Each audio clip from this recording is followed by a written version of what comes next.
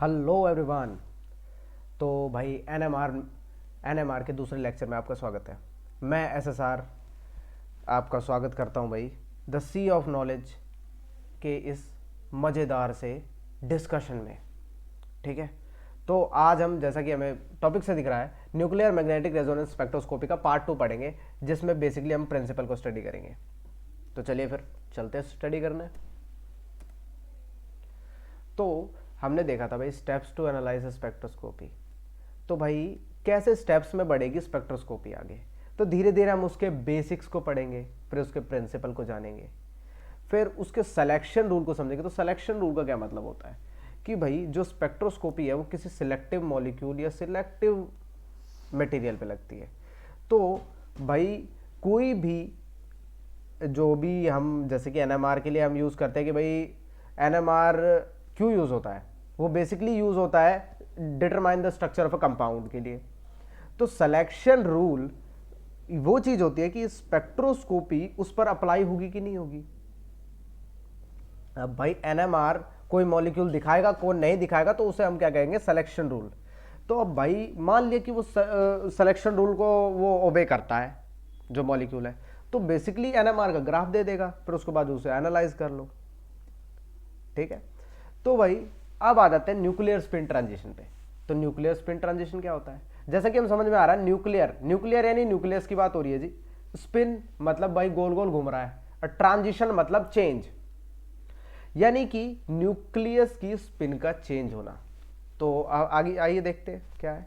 The phenomena to change the nuclear spin after the interaction of EM waves in spectroscopy. EM waves, यहाँ basically EM waves का मतलब है radio waves, क्योंकि NMR में use ही होती है रेडियो वेव्स। तो वो फेनोमेना जिसमें न्यूक्लियर स्पिन चेंज हो जाती है, किसके बाद, रेडियो वेव से इंटरेक्शन के बाद, तो उसे हम क्या कह देते हैं, न्यूक्लियर स्पिन ट्रांजिशन कह देते हैं। जैसे कि हम इस डायग्राम में देख सकते हैं भाई कि पहले जो स्पिन थी न्यूक्लियस की वो -½ थी, जैसे ही उसने रेडियो वेव्स एब्जॉर्ब करी वो +½ हो गई, यानी कि उल्टा घूमने लग गया। तो इस फेनोमेनन को कह देते हैं हम न्यूक्लियर स्पिन ट्रांजिशन। आगे बढ़ते हैं जी, मैग्नेटिक फील्ड ऑफ न्यूक्लियस। भाई अब तो न्यूक्लियस तो खैर हम मानते थे भाई न्यूक्लियस है, अब मैग्नेटिक फील्ड कहाँ से आ गई भाई इसमें। तो चलो भाई स्टडी करते हैं कि मैग्नेटिक फील्ड कैसे आई। तो जैसा कि हम जानते हैं कि न्यूक्लियस में क्या होता है, प्रोटॉन और न्यूट्रॉन होते हैं। प्रोटॉन क्या है भाई, पॉजिटिवली चार्ज्ड सब एटॉमिक पार्टिकल। न्यूट्रॉन क्या है, न्यूट्रल है जी, न्यूट्रॉन ही नाम है हमारा तो। ठीक है, तो हम ये देख सकते हैं कि भाई जो न्यूट्रॉन है वो चार्ज पार्टिकल है, और जैसा कि हमने प्रीवियस क्लासेस में पढ़ा है कि जब चार्ज पार्टिकल मोशन करता है, जब चार्ज पार्टिकल मोशन करेगा तो बेसिकली वो क्या करेगा, जब वो एकदम रेस्ट में होगा तो इलेक्ट्रिक फील्ड देगा, जैसे कि हमने 12th की इलेक्ट्रोस्टैटिक्स फिजिक्स में पढ़ा हुआ है। तो रेस्ट में होगा तो इलेक्ट्रिक फील्ड देगा, और जब मोशन करेगा तो इलेक्ट्रिक प्लस मैग्नेटिक फील्ड भी देगा। ठीक है, तो यहां पर हम एक चीज देख रहे हैं कि भाई प्रोटॉन है और न्यूट्रॉन है, और ये क्या कर रहा है, गोल गोल घूम रहा है, यानी स्पिन कर रहा है। स्पिन यानी मोशन, अब मोशन करेगा तो इसकी मैग्नेटिक फील्ड भी जनरेट होगी। तो वैसे ही हम यहां देख सकते हैं कि यदि जो प्रोटॉन है, जो न्यूक्लियस है, वो स्पिन करेगा किसी भी डायरेक्शन में तो मैग्नेटिक फील्ड को जनरेट करेगा। इतना हम अभी समझ पा रहे हैं। Next thing is what, the number of proton is same then the magnitude of magnetic field is become same. तो जब भाई नंबर ऑफ प्रोटॉन यानी चार्ज पार्टिकल सेम है, तो भाई दोनों के मैग्नीट्यूड जो होंगे मैग्नेटिक फील्ड के वो तो सेम ही होंगे ना, बेशक वो कैसे घूम ले। वो अलग बात है कि डायरेक्शन की वजह से उनकी जो डायरेक्शन होगी वो अलग अलग होगी, लेकिन मैग्नीट्यूड तो सेम होगा क्योंकि चार्ज तो सेम है। तो भाई अब हम देख पा रहे हैं कि भाई यदि मैग्नेटिक फील्ड जनरेट करता है तो मैग्नेटिक फील्ड बेसिकली कौन जनरेट करता है, मैग्नेट। तो जो हमारा न्यूक्लियस है वो बेसिकली क्या कैसे बिहेव करेगा, टाइनी मैग्नेट यानी छोटे मैग्नेट की तरह बिहेव करेगा भाई। तो ये एक और कैरेक्टरिस्टिक है जो कि जरूरी है एनएमआर के लिए, कि भाई कोई भी न्यूक्लियस यदि स्पिन नहीं करेगा तो मैग्नेटिक फील्ड को जनरेट करेगा ही नहीं। स्पिन नहीं करेगा तो उसमें न्यूक्लियर स्पिन ट्रांजिशन नहीं होंगे, तो वो एनएमआर इनएक्टिव हो जाएगा, यानी एनएमआर शो ही नहीं करेगा।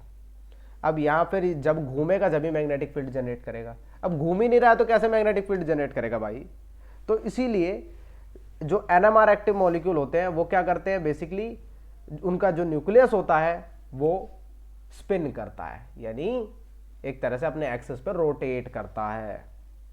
ठीक है, जहां तक कि हम इसमें मैग्नेटिक फील्ड की डायरेक्शन की बात करें तो जहां तक हम देख पा रहे हैं भाई, चार्ज का मोशन जो है वो या तो क्लॉकवाइज हो सकता है या एंटी क्लॉकवाइज हो सकता है।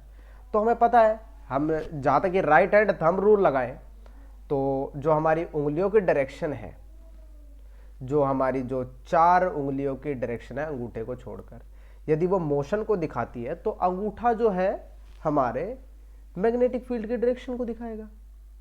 तो वही चीज हम यहाँ यूज करेंगे। यदि जो प्रोटॉन और मतलब प्रोटॉन और न्यूट्रॉन का जो से बनी चीज कौन है, न्यूक्लियस। तो न्यूक्लियस जो है, जो यदि वो एंटी क्लॉकवाइज रोटेट करेगा तो हम उंगलियों को एंटी क्लॉकवाइज रोटेट कराएंगे तो हमारा जो अंगूठे की जो डायरेक्शन होगी वो दिखाएगी किसको, मैग्नेटिक फील्ड को। ठीक है, तो थैंक यू सो मच। आज के लेक्चर में सिर्फ इतना ही। नेक्स्ट टाइम हम पढ़ेंगे सिलेक्शन रूल के बारे में। All the very best.